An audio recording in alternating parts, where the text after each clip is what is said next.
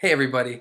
I've got something exciting today. Earlier in the day, I had a chance to talk with four friends of mine, and we talked about a new book that just came out. It's called Body of Work, and it's written by our friend Pamela Slim. And the book is all about the new world of work, a place where increasingly people are bringing their values and their beliefs and their interests and translating those into real work in the real world, whether it be doing a startup or working as a full-time employee or starting a small business or doing side projects or doing freelance work. People are taking their beliefs and they're translating those into not only careers that help them earn a living, but also work that they do every day that's meaningful, that's profoundly meaningful to them. So everybody on this call is friends with Pam, has worked with Pam in the past, and we talked about the book, and we talked about the ideas in the book and how they've impacted us, not only in terms of our businesses and our work, but also in terms of our lives. Um, so the folks on the call were Rachel Rodgers, Kelly Kingman, Andre Blackman, and Abe Cajudo, and we had a great discussion, and I really hope you enjoy it. Here it is. Kelly, I was thinking we could start with you, and I know you're somebody who's made a lot of changes in the last couple of years, going from a full-time employee to starting your own business, and you're somebody who's definitely in the project world. I think last time we had coffee, you were like, "Hey, why don't we think about doing a conference together, starting a conference?" And I was like, "Starting a conference? That's a big project." Um, so, so talk to us a little bit about that. Like, how do you choose what to work on and what to do? Hi, my name is Kelly, and I'm a project addict. Yeah, how do I choose? Well, I think I go with my gut a lot, and my curiosity. That's kind of been a marker of my career path, actually, and um, which was why I was so excited to get a copy of Body of Work because as somebody with a very non-traditional path and someone I think who, I tend to just get excited about doing things with awesome people and am kind of like into thinking of all of the choices and possibilities that there are now. Um, that when you think of it from a standpoint of a body of work, which is what Pam's talking about, like seeing it all as a whole, it can help you make better choices. So when, you were I knew you were going to want to talk about this question, like how do we choose? And for me, like one of the cool things about the book is it's really an invitation to kind of look at why we choose what we choose. So like not only like criteria for projects in the future, but like what are the values that you maybe weren't even really conscious of that have led you to choose the things you have so far. So that's where I'm kind of at right now. I'm kind of wanting to be more conscious about why I choose and what I choose to focus my energy on, because as I've been very grateful and lucky to be successful in the different projects that I've taken on, your choices multiply, right? Like you get more opportunities and you meet more cool people, and you have a better sense of all the possible work modes and things that you can do, and so it kind of becomes like going back to your roots, which is an idea that Pam talks a lot about in the book, like defining those roots. Like those roots can be kind of your guide to how you move forward. And so I'm like, I haven't had a chance to sit down and like write out my answers to all the exercises, but I'm really looking forward to that because that's like the big part of bringing them to the surface and looking at them. So like up till now, I feel like I've been kind of like, ooh, what is my gut telling me? And now it's like I need to be a little more conscious of those values so I can like use them as criteria to move forward. Does that make sense? Yeah, absolutely. Yeah, and before we kicked off this call, we were kind of chatting about part of the reason why we chose this as sort of the kickoff question is because each of us in our own, we all need it. Yeah, it's this challenge of like, there's all these different options, and then there's sort of also the practical question of, hey, there's this really cool project that might not pay as much as this other project, and how do you choose from that perspective as well? So I don't know, Abe, to kind of throw it over to you, like I know you're somebody that has like a crazy portfolio, a crazy body of work that you can see on your website in terms of Kickstarter campaigns, in terms of video stuff that you've done, in terms of just marketing campaigns that you've done. Like, how do you balance that need to try the new thing that you may not have a income stream for yet um, with earning money? Yeah, I have to kind of agree with Kelly in that I go with my gut when it comes to making project choices, and I too am also a project addict. Like you said, it's like Project Addicts Anonymous. Um, Yeah. Except we're not anonymous. Except we're not anonymous. It says our names right Well, here. My name is Abe. But yeah, Exactly. like my portfolio is so it seems so random at times, and I go with my gut. I follow my curiosities in terms of like what that entails in terms of client work and things like that. Like I say no to way more things than I say yes to, but the things that I do say yes to, I'm really intentional about it. I look at the person behind it. I look at if it's something that I'm interested in and will be interested in after a few weeks working on the project. So that's sort of like part of my decision making process, but more I'm just like, is it going to make a dent in the world? Is the person behind the project someone worth working with, and is it gonna help me grow as a creative, as an entrepreneur, as a freelancer? So I look at those things. So when something new comes up, like this whole world of crowdfunding and Kickstarter is still pretty new, and there's not that many people saying this is my specialty or whatever. And I look at my schedule and I see, hey, can I do this for a month? Can I do this for 6 months and still not go into poverty while exploring this curiosity? Like, is there room for growth in this industry? Like, what are other people doing? Like, who needs help? So I ask myself mostly like all those different kinds of questions, and if I get enough yeses, if I get enough good gut feelings and good sort of feedback from the market, then I move forward and say, hey, it's worth taking a risk, because Lord knows, like, people take a lot of risks on me, and so I kind of want to give that back. Yeah. I just have, you said it right at the beginning, and I just have to follow up with it. Do you really say no to more things than you say yes to? Because it's one of those things that, like, I feel like I've said that to people, like, oh, yeah, I say no to way more things than I say yes to. I don't say no to anything. Like, I do like, it's very rare that I say no to, it's not like, it's like I'm always, oh, yeah, I'm sure I can fit that in, too. That seems cool, you know what I mean? And it's like, so it's awesome that you and I have talked about that, and I'm kind of joking because I know that you do live that. You do say no to stuff, so that's awesome. And I just want to throw in that I now feel special because I'm a client of Abe, so now I feel like I was specially chosen. So thank you. Wait, so that's a good thing. So Rachel, what are you guys working on together? Well, the thing I most recently, we haven't actually started yet because I need to finish my part of it, but I recently contacted Abe about doing he did my intro and outro for my Rachel Rodgers TV videos for my blog. And so I asked him to do the same thing for an SBB video series I'm doing for my Small Business Bodyguard product. So, I know he's awesome and amazing, so I just wanted to make sure that I could afford him and also get on his schedule, because I know he's, like, he's very selective, like you said. So.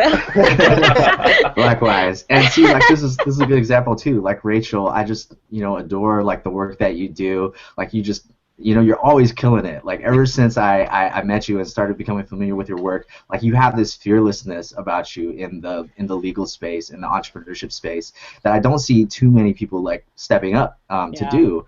And especially with such a long-standing profession as being a lawyer, there's so much room now with all the tools that we have available. The landscape is changing, and I feel like you've really taken this leadership role. As a woman, as a young person, as a person of color, and you've done all these things that, going back to body of work resonates with my root, right? Resonates with my why. So I want to support people. I want to work with people that are doing the sorts of things that you're doing. So it was really a no-brainer for me. It really just came down to availability. So I'm glad we're able to make it work. Yay! Thank you. So Rachel, one other. So that's interesting. So we've got the theme of. We talked about it like a year ago. This like the idea of people that we know coming together to do projects. The other thing, Rachel, like in your business, is you do client work in terms of helping entrepreneurs with your legal counsel. You also you help other attorneys set up virtual businesses too. So talk to us a little about that, like what came first, what part of the business came first, and how that worked. Okay. I feel like I went through that period of having to choose a project when I graduated from law school, and I had like interned in like every place you could intern throughout law school to like just try every different industry, like the public defender's office and an insurance company and a big bank and a law firm, and just none of those settings felt comfortable, So it was like almost like the work mode just wasn't working for me. Yeah. Because I felt like I want to be a lawyer, but I also don't like the structure. Like it was too confined, and that wasn't working for me. So that's why I clerked for a judge for a year, and then I used that period because it's only a year term, so you get kicked out after a year no matter what. So I used that term to kind of like figure out how could I possibly go solo. One of the things that I was trying to figure out was like how do I support myself, So I cut a lot of expenses and did what I had to do because it was so important to me to work in a way that felt comfortable, and just take that risk because the alternative was so bad, that it was worth it to me to go after this crazy, project basically which was starting my own practice almost like right out of law school. So which everyone told me, oh, you're going to get disbarred, you don't know what the hell you're doing, like lots of negativity. Did people really say that? Did people say? Yes, they literally said that. Friends of mine literally said that, more than one. I actually saw one of them the other day coming out of their firm. I went to go see the judge that I used to work for, and I saw him coming out of his very, strict, structured firm, and I was like, yeah, I win. That's like made-for-TV movie stuff, right? Yeah. You pass him on the street. Yeah, that's awesome. I know, I love it.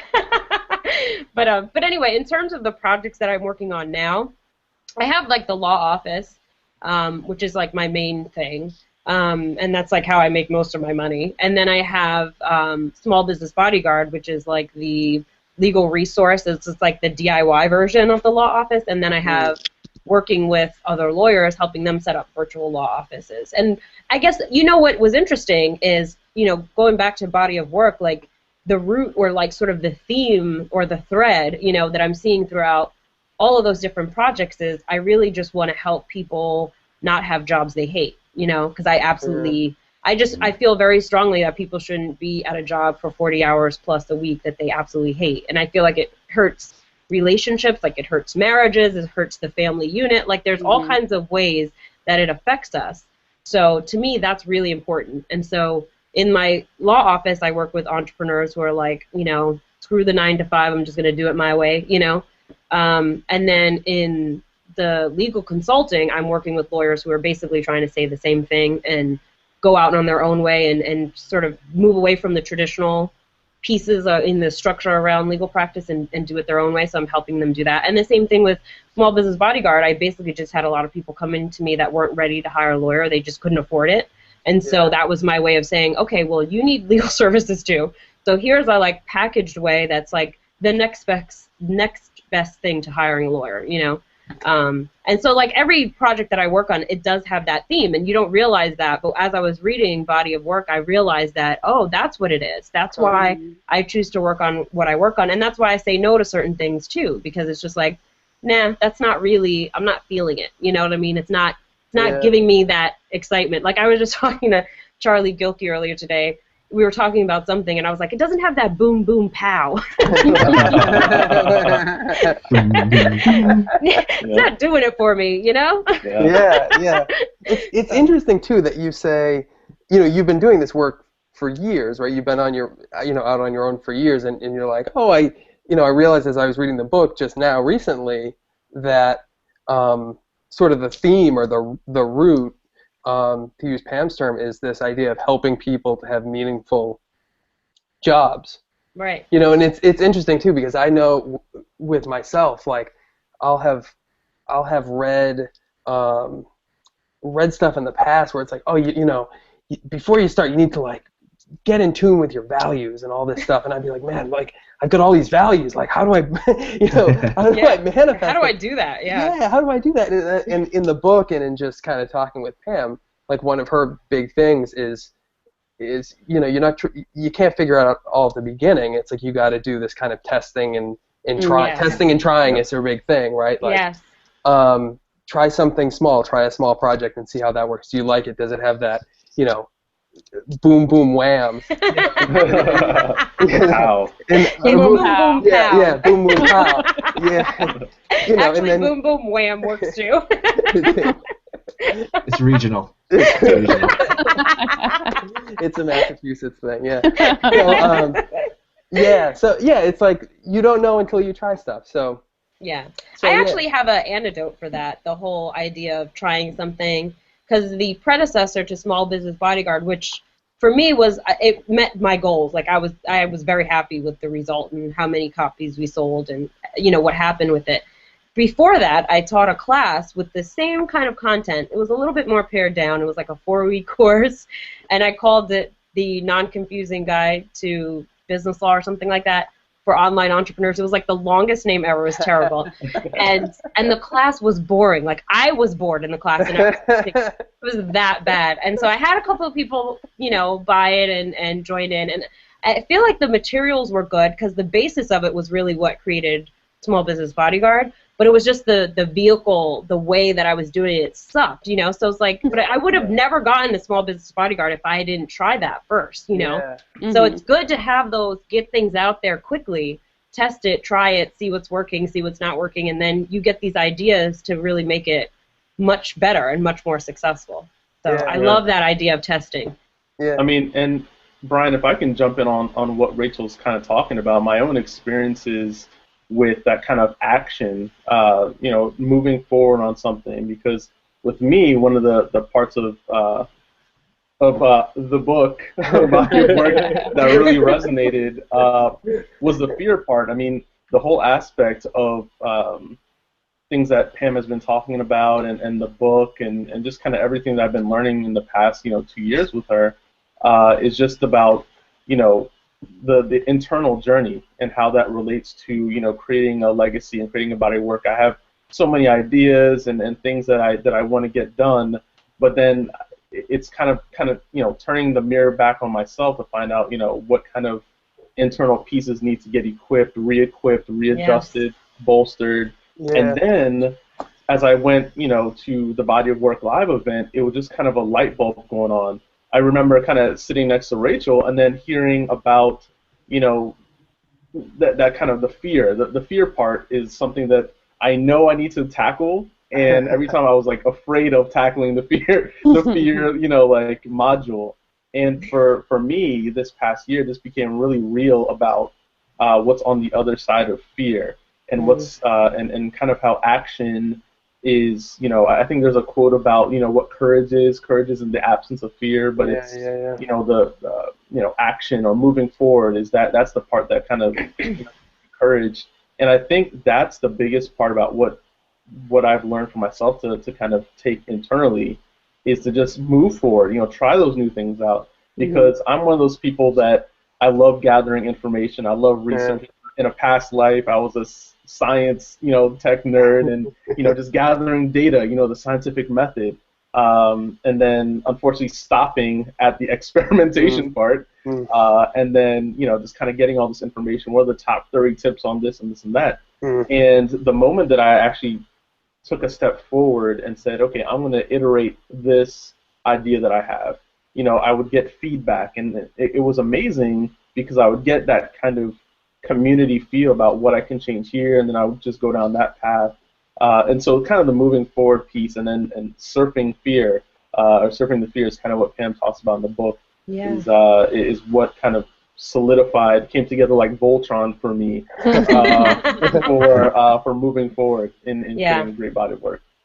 And Andre, just to follow up on that, so it's interesting, and I'm getting back to this a little bit, that something that Kelly talked about is that, and Abe, is that challenge of you can experiment, right? But at the end of the day, you need to pay the bills too. You need to have money coming in, and you're somebody that runs your own business, right? And when I talk to folks like friends and people I may work with or whatever, when it comes to that income side of things, people get super nervous. Like if people are already nervous about experimenting and failing, when you bring money into the equation, it gets even more, right? It's like, so it's like, how in your business, like how do you do that?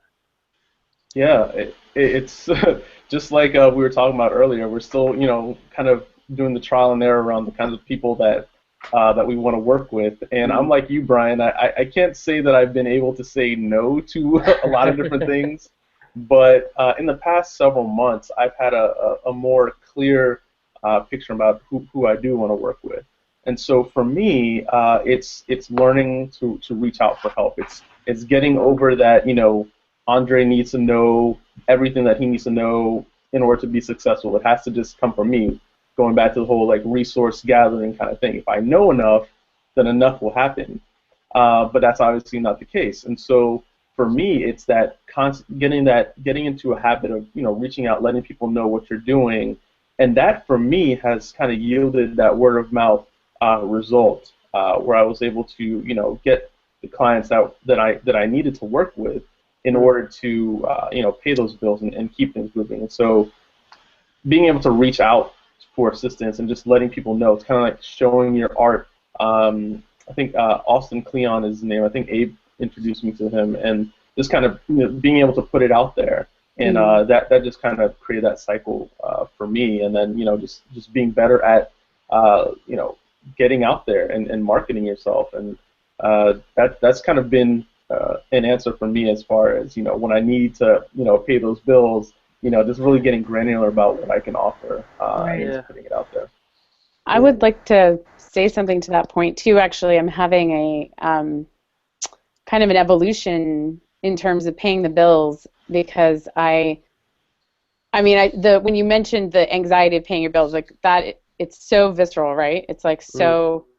It keeps us trapped, and I honestly don't know if I hadn't lost my job in 2009 if I would be self-employed today, because of the security myth, like the feeling of the steady paycheck deposited biweekly and benefits. And like I actually, in retrospect, it was the best thing that ever happened to me, because I couldn't imagine going back. But sometimes little gifts from the universe come in very unpleasant packages, such as losing your job. And it takes a while. It takes a while to kind of get that feeling of like trust underneath you, to be like, okay, well, like it took me a year or so to figure out. I was just like scrambling. I was doing freelance copywriting and like just whatever. I like kind of patched it together for the first year, and that was 2009. I'm sure everyone has a story about how hard, the economic downturn was for them.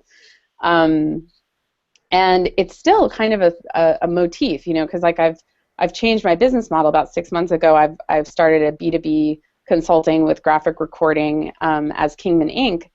And I feel like, and it's not the same kind of marketing that I was used to doing either. So I made a really kind of hard for me decision to not take on illustration and video projects towards the end of last year, and it felt so much like leaving a pile of money like just on the table, but it has been huge for my peace of mind and for my feeling of freedom, and I think so that's one thing I wanted to share, was just like it's a myth, like it's like probably the most addictive myth that we have, is that the job will keep you safe, and that and that you're fine, and then it's all gonna that it's this big scary. It's like in the map when they used to draw maps and there were dragons on the edges. It's like once you get once you go off the edge of the map and you're like, hey, it's okay if you like know, kind of how to adapt. Yes. But Andre, what came up for me too when you were speaking was the importance of having people, friends, community, like people that you can connect with, because it is scary. It is incredibly scary until you learn how to swim with the dragons. So I'm a little all over the place there because I got like this download of thoughts like all at once. But I mean, it's again, it's finding a way to test and finding a community of support, all of which I think Pam touches on. Definitely getting support in body of work, and she actually, Pam, one of the first ways that I came in contact with her was an online forum that I had joined about 3 months before I lost my job, and I got my first client from the people in that online forum. That was a bunch of like-minded people trying to start a business, and now I'm sitting here and I can't imagine being anything but my own boss, and it's like I really I wouldn't be here without so many people that I've met on the path. Like it's just how it goes, right? Totally. I'm sure all of us have had some similar story. So yeah. Pam specifically for me was super instrumental in where I am right now. Has so much to do with Pam. It's like ridiculous. Yeah. It's funny. Yeah, I mean, I think that online forum that you talked about, Kelly, is how I met Abe. Really? And Rachel, I think it's how I met you. And and it's like you just like Pam's the ultimate connector, and I think she totally is. She really displays the power of sort of connecting people with in people who are like-minded in terms of similar values. Yeah. It's like people think about it's networking. almost like she knows the ingredients. And like she knows the ingredients that we all have, right? There you go. She's the master chef. I know, she's the master chef. Exactly. She knows like what pots to like put into, and then bam, like somebody just comes out of nowhere in your living room. It's like, hey, we work together. Yeah. Have you ever disliked anyone that Pam has ever like introduced you to? Exactly. It's really weird. Everybody who's watching this isn't really an ad for the book. It's just Pam. Like just everything Pam does. Yeah, anything she does, you just go buy it. Just join. Yeah. Join. I didn't start using Facebook until I became part of this community. I mean, I had a Facebook account since like 2004, but like I never signed on to it until Liftoff, who Rachel, you mentioned Charlie Gilkey. Charlie Gilkey and Pam, did Liftoff, and we've all been either a part of Liftoff directly or indirectly, but they changed their sort of message board format from like this external message board to within Facebook, and I was like, crap, I gotta join Facebook.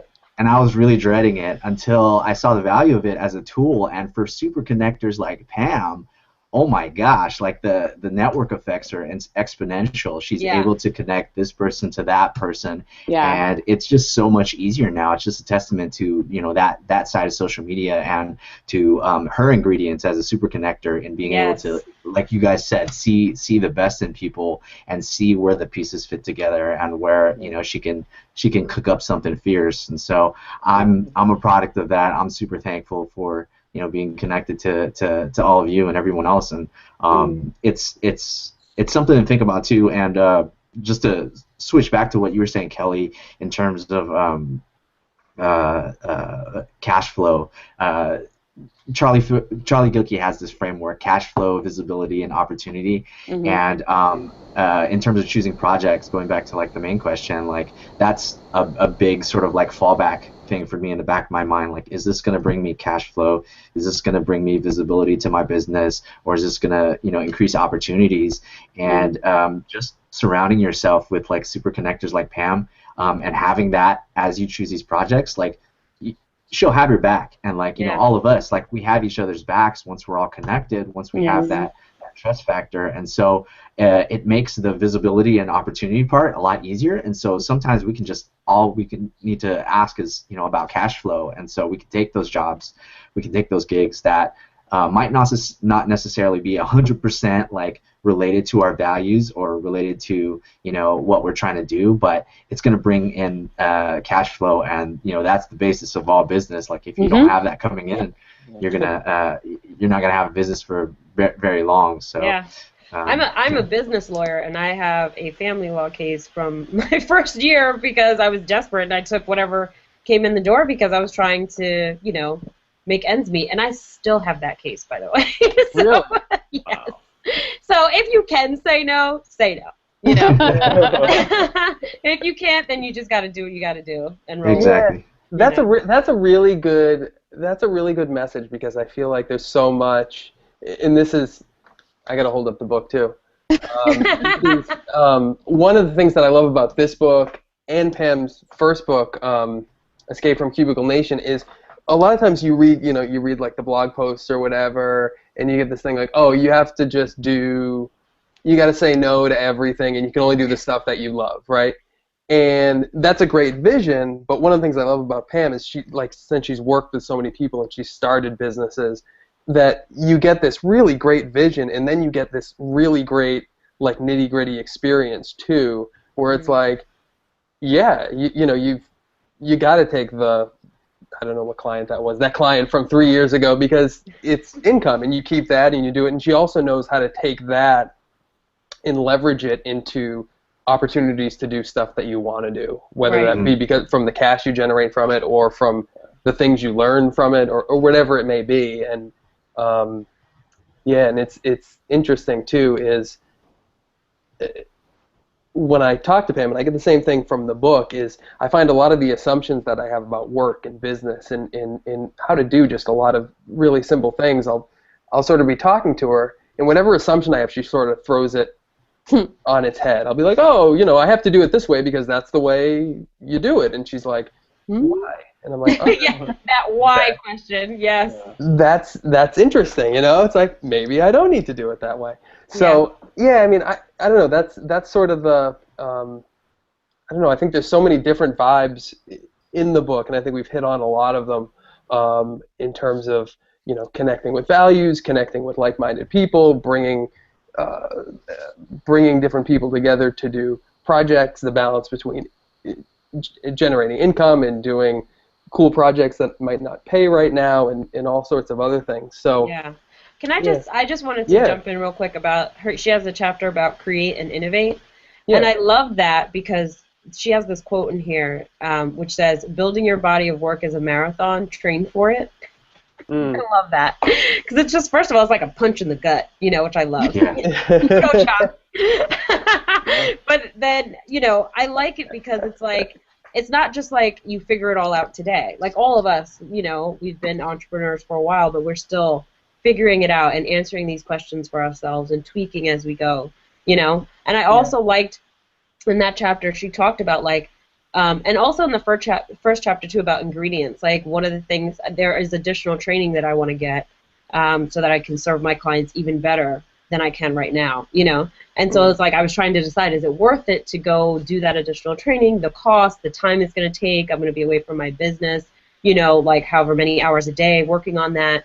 And reading this and reading about the ingredients and how it's a marathon, like what do I want my body of work to be, the legacy piece of it too. It made me realize, like, that's mandatory. I must do it. As hard as it's going to be, I have to do it because when I get on the other side of that, then I'm going to be able to do all of those things that I want to have in my legacy, And then it also made me think about the long game. Like, it's not about today. It's not about paying the rent, next month. That's very short-sighted. In this book, she kind of makes you think about the long game and say, like, what do you want it to look like at the end? What do you want to feel like you have accomplished? What are you going to leave behind in the world, and that helps you make choices, like we talked about when we first started. And I mean, and I think, and not to get too zen, but before I started, before I started kind of becoming part of the Liftoff community, I had heard of The Alchemist and the Four Agreements books, but it wasn't until I kind of connecting with all of you guys and just kind of being in that community where I really just kind of picked it up and read it. And I think as far as talking about the long view and the long game, I think what body of work, is all about and kind of things that we've been learning about is really this, and I'm coming back to it because this is kind of my journey, but it comes back to that kind of internal piece where, you learn stuff about yourself. That's what this is, to me, that's what this is all about. Like, when you take a risk, or like, when you make that action, or get past a fear to, send an email to a big organization or something like that to work with them, it stretches you in order for you to, be strengthened in other areas of your life, if that makes any sense. So, when you know that you can do something that you haven't necessarily had, the strength to do before, I think that the fantastic piece is that it permeates, in other areas of your life. And I think that's the main thing about business and doing things for yourself. We may be like a blogger or have your own podcast and still work at a job, but that fulfills like a certain aspect of your creativity, or it stretches you as well, and your time management, your creativity, and it's something that you want to express. And so I think that's kind of goes back to one of my favorite authors, Stephen Pressfield, about the war of art, and it's like it's an art kind of thing, to be able to do this kind of stuff for servicing, giving your services to other people, and helping them to lead better lives and that sort of thing. So that's kind of my overarching mission that really spoke to me over the past couple months, and has definitely permeated my life as well.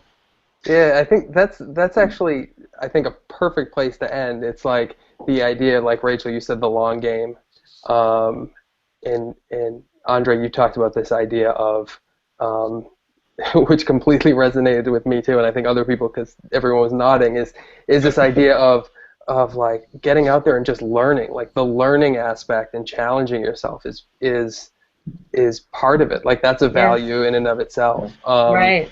Yeah. So I think that's a great place to end. And I just wanted to thank all you for taking the time to chat. Abe, Andre, Kelly, Rachel, thank you very much. And we just have to do it. We just have to end on this. I mean, yes. We just have to hold it up one last time. Cool. Right. Thanks, guys. Thank you. Right. Thanks for hosting. Bye.